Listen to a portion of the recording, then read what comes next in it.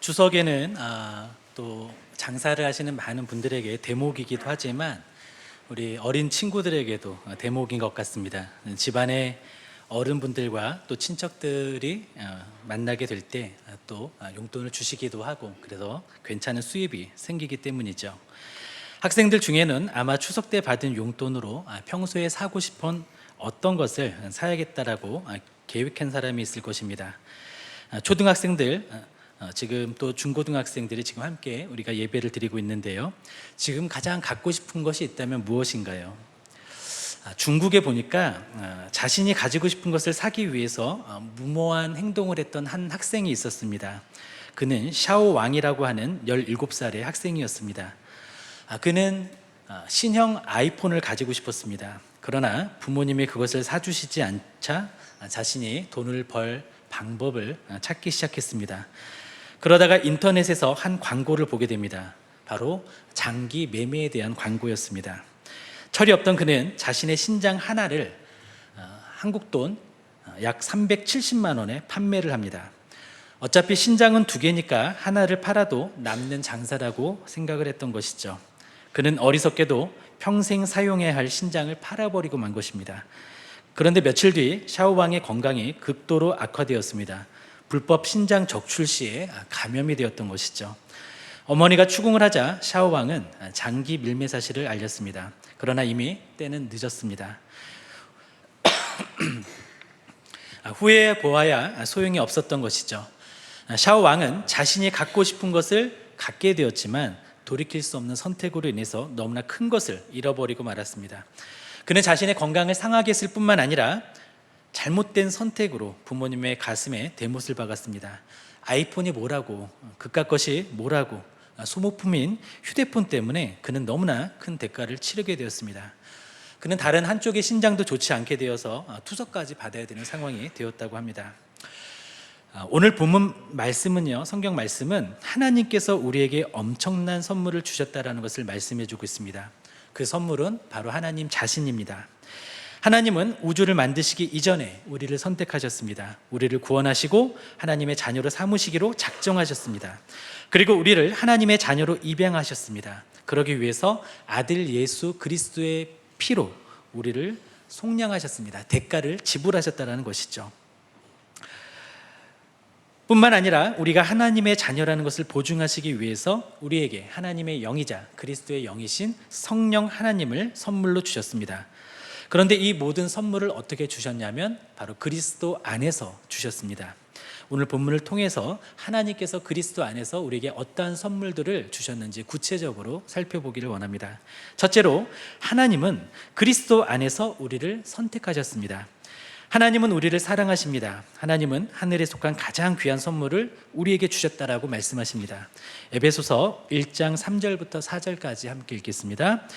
찬송하리로다. 하나님 곧 우리 주 예수 그리스도의 아버지께서 그리스도 안에서 하늘에 속한 모든 신령한 복을 우리에게 주시되 곧 창세전에 그리스도 안에서 우리를 택하사 우리로 사랑 안에서 그 앞에 거룩하고 흠이 없게 하시려고. 아멘. 하나님께서는 그리스도 안에서 하늘에 속한 신기하고 놀라운 선물을 우리에게 주셨습니다. 그리고 우리에게 신령한 복을 주신 하나님은 우리를 조건 없이 선택하셨습니다. 우리가 태어나기도 전에, 만물이 만들어지기도 전에, 조성되기도 전에, 태양도 달도 생기기 이전에 하나님은 우리를 생각하셨고 우리를 선택해 주셨습니다. 우리가 태어나서 탯줄을 끊고 첫 숨을 쉬기도 전에 하나님은 이미 우리를 그분 앞에 거룩하고 흠이 없게 하기로 작정하셨습니다. 우리는 하나님께 어떤 기준으로 우리를 선택하셨는지 그 이유를 알지 못합니다. 하나님께서 우리를 이렇게 선택해 주신 것은 오롯이 하나님의 은혜로만 된 것이죠. 우리가 예뻐서가 아니죠. 잘나서도 아니죠. 우리가 똑똑하거나 재능이 많아서도 아닙니다. 우리가 남달라서도 아닙니다. 뛰어나서도 아닙니다. 하나님은 그저 우리를 택해 주시고 사랑해 주셨습니다. 우리는 그 하나님께 감사할 뿐이죠. 정미라라고 하는 싱어송라이터의 꽃이라는 노래가 있는데 그 노랫말이 하나님의 선택과 사랑을 설명하는데 조금 도움이 될 것 같습니다. CCM은 아니고요, 일반 대중 음악가입니다. 가사를 조금 소개해 드리겠습니다. 예뻐서가 아니다, 잘나서가 아니다, 많은 것을 가져서도 아니다, 다만 너희기 때문에, 네가 너희기 때문에 보고 싶은 것이고 사랑스러운 것이고 또 안쓰러운 것이고 끝내 가슴에 못이 되어 박히는 것이다. 이유는 없다. 있다면 오직 한 가지, 네가 너라는 사실, 네가 너이기 때문에 소중한 것이고 아름다운 것이고 사랑스러운 것이고 가득한 것이다.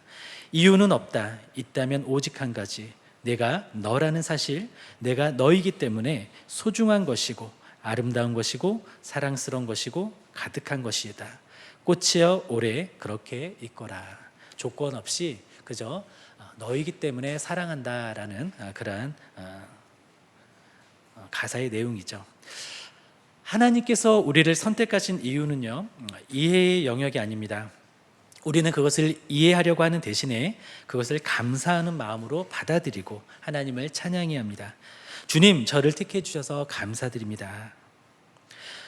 주님, 저를 사랑해 주셔서 감사드립니다. 우리는 이렇게 하나님께 감사드릴 뿐만 아니라 나를 택해 주시고 작정해 주신 하나님을 찬양해야 합니다. 나를 불러주신 하나님의 사랑에 감사하면서 또 선택받고 부르심을 받은 사람답게 또 그에 합당한 삶을 살기로 결단해야 합니다. 두 번째로, 하나님은 그리스도 안에서 우리를 자녀로 삼으셨습니다. 천지의 주인이신 하나님은 낮고 천한 우리를 자녀로 삼으셨습니다. 그리고 하나님은 우리의 아버지가 되셨습니다. 우리 에베소서 1장 5절과 6절 말씀을 함께 읽겠습니다. 그 기쁘신 뜻대로 우리를 예정하사 예수 그리스도로 말미암아 자기의 아들들이 되게 하셨으니 이는 그가 사랑하시는 자 안에서 우리에게 거저 주시는 바 그의 은혜의 영광을 찬송하게 하려는 것이라. 아멘.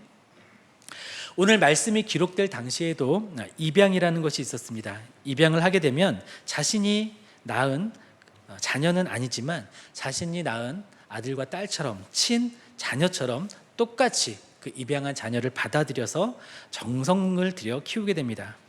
특히 당시에는 로마법이 가장 발달해 있었는데요, 로마법에는 입양하여 자녀를 삼으면 입양한 부모는 친아들이나 친딸과 같이 똑같이 먹이고 똑같이 입히고 똑같이 키웠습니다. 그리고 친자녀와 똑같이 권리를 누리게 하고 나중에 재산까지 유산으로 상속해 주었습니다. 하나님께서는 기쁨으로 우리를 입양하시기로 미리 마음을 정하셨습니다. 우리를 입양하시기로 예정하셨다는 것이죠. 그리고 그리스도를 통하여 하나님의 아들, 하나님의 딸들이 되게 하셨습니다. 그리고 예수님께서 하나님을 대하듯이 우리가 하나님을 가깝고 친밀하게 대하도록 주님께서 길을 열어주셨습니다. 예수님께서는 하나님을 아바 아버지, 아빠 아버지라고 부르셨죠. 예수님은 하나님과 친밀한 사랑의 관계 속에 있으셨습니다.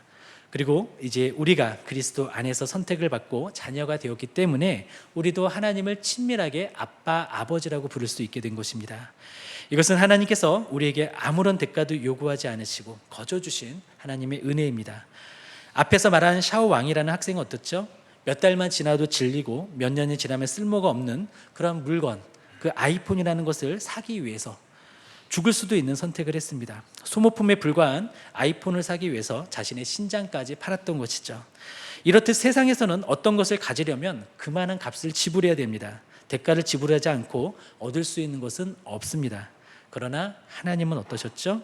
우리에게 그 어떤 값도 요구하지 않으십니다. 어떤 대가도 바라지 않으십니다. 거저 주시는 은혜로 우리를 아들로 삼으셨습니다. 값없이 주시는 은혜로 우리를 딸로 삼으신 것입니다. 세상에는 공짜가 없습니다. 그러나 하나님은 받을 자격이 없는 우리에게 호의를 베푸셨습니다. 우리에게 바로 자신을 선물로 주신 것이죠. 우리를 사랑하고 책임질 아버지가 되신 것입니다. 고아와 같은 우리에게 아버지라는 선물로 자신을 내어주신 것입니다. 셋째로, 하나님은 그리스도 안에서 우리의 죄를 용서하셨습니다. 죄는 무서운 것입니다. 죄는 병과 같습니다. 죄는 고치지 못하면 죽습니다. 우리가 우리의 죄의 문제를 해결하지 못하면 우리는 영원한 죽음, 영벌을 받게 됩니다. 죄는 발을 헛디디는 것입니다. 절벽 위에 다리를 건너다가 헛디디면 어떻게 되죠? 까마득한 저 아래로 추락하여 죽게 됩니다. 죄는 또 선을 넘는 것입니다. 우리가 자유로를 따라 통일 동산 쪽으로 가면 판문점이 나오고 또 38선이 나옵니다. 그런데 우리가 38선을 넘어 북한으로 가면 우리는 어떻게 될까요? 대한민국에서 누리던 자유를 모두 빼앗깁니다. 그곳에서 취조당하고 고문을 당하게 될지도 모릅니다. 감옥에 갇히거나 죽게 될지도 모릅니다. 죄는 선을 넘는 것, 지정된 길을 벗어나 금지구역으로 들어가는 것, 이것이 곧 죄입니다. 죄는 또 관역에서 이탈한 것입니다. 관역을 겨루어서 활을 쏘아야 하는데 관역 옆에 있는 사람을 잘못 쏘아서 맞히면 어떻게 됩니까? 살인이 되는 것이죠. 발을 헛딛는 것이 작은 실수로 보일 수 있으나 그것이 우리를 죽게 할 수 있습니다. 또한 선을 넘어가는 것이 무의미해 보일 수 있지만 우리의 삶을 송두리째 앗아갈 수 있습니다. 관역에서 이탈하는 것이 하찮은 실수처럼 보이지만 그것은 살인행위가 될 수 있습니다. 그렇듯이 죄는 아무리 사소해 보여도 그 결과는 끔찍하고 참혹하다라는 것입니다. 그리고 죄는 빚을 지는 것과 성질이 비슷합니다. 죄에 대한 빚을 갚지 않고서는 견딜 수가 없는 것이죠. 빚을 갚지 않으면 그것을 갚을 때까지 이자가 불어나듯 죄를 용서받지 못하면 그 죄는 또 다른 죄를 불러오게 됩니다. 죄는 위법과 같습니다. 우리는 죄를 범하고 도망갈 수가 없습니다. 법을 어기면 반드시 벌을 받아야 하는 것처럼 죄를 범하면 그에 따른 대가를, 응당한 대가를 받게 되어 있습니다. 치러야 됩니다. 죄의 문제는 너무나 무겁고 너무나 중합니다. 그런데 오늘 말씀에는 우리가 그리스도 안에서 죄 사함을 받았다라고 선언해 주십니다. 우리 에베소서 1장 7절 말씀을 함께 읽겠습니다. 우리는 그리스도 안에서 그의 은혜의 풍성함을 따라 그의 피로 말미암아 속량 곧 죄 사함을 받았느니라. 아멘. 여기에서 속량이라는 표현을 썼죠. 여기에서 속량이란 사람을 노예의 의무로부터 해방시키려고 값을 지불하던 속전을 말합니다.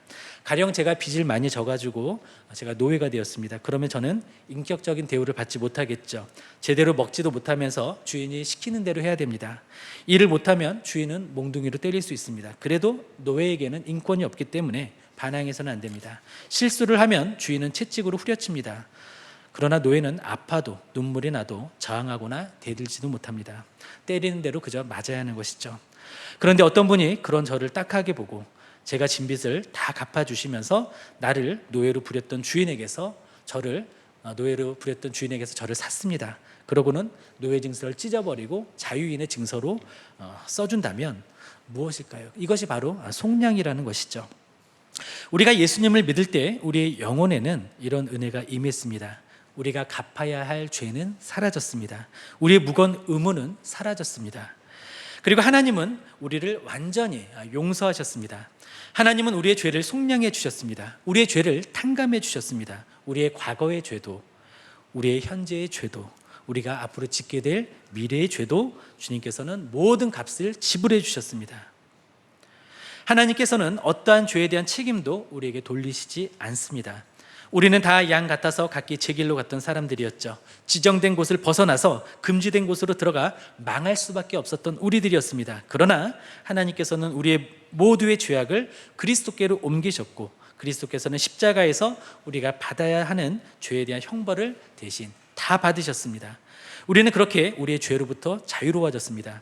이처럼 그리스도 안에 있는 사람은 결코 정죄함이 없습니다. 죄와 사망의 법에서 해방되었으며 자유인이 되었습니다.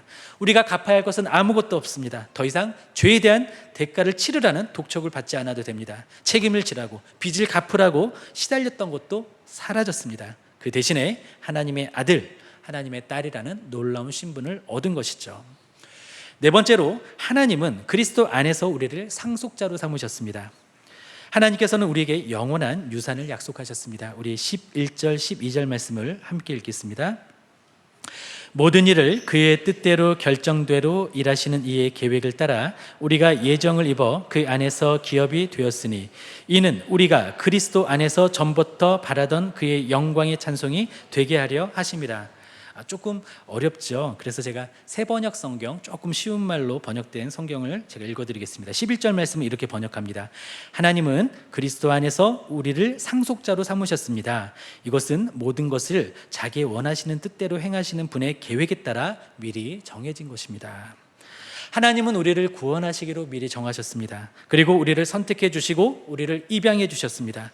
그리고 영원하고 변하지 않는 유산을 우리에게 약속하셨습니다. 우리의 신분은 더 이상 노예가 아니죠.